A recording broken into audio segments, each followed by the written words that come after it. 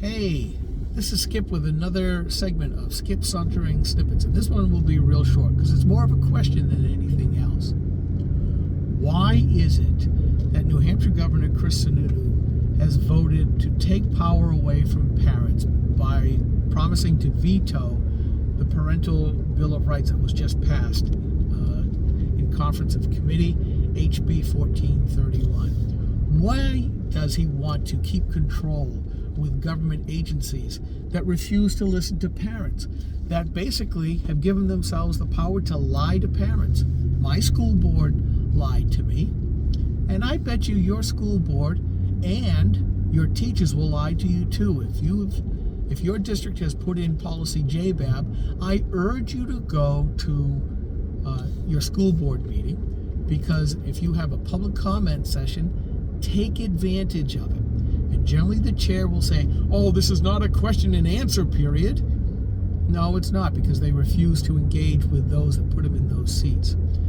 And the chair will also probably say, hey, if you have a problem, bring it to your administrator.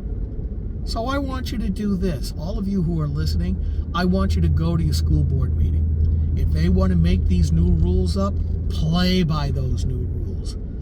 Start saying how much you disagree, that they won't talk back, that they won't answer questions. Tell them you disagree, that they've codified, that they are making their staff and themselves lie to parents about the transgender status of their children. And then do what I did. Looking at my son's elementary school principal sitting at the table up with the school board, I said, okay, what is the transgender status of my son? To make the point.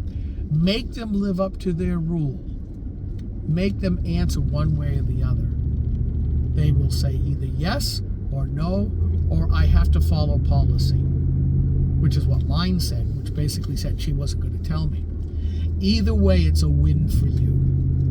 But put the pressure on your school board to get rid of policy JBAB. All over the country, we're now seeing kids hurting themselves and even committing suicide or attempting suicide because the school has turned them transgender and they refuse to tell the parents. Florida, a 12-year-old girl attempted suicide twice, and the parents weren't notified until the second day that this child tried to do it. And what did they tell them? The reason why they wouldn't call them and tell them what the status was and the problems the child was having at school? Because of their Christian faith. They thought and judged the parents to be wrong. So put your school board, put your school administrators on point and let them know you're not going to play the game, but you are going to force them to play the game that they've set up for themselves. Demand in that public meeting, what is the transgender status of my child? And wait for the answer. Then let me know what that answer is. skip@granitegrot.com. Granite, like the stone, GROK.com. And this has been a shorter version of Skip Sauntering Snippets.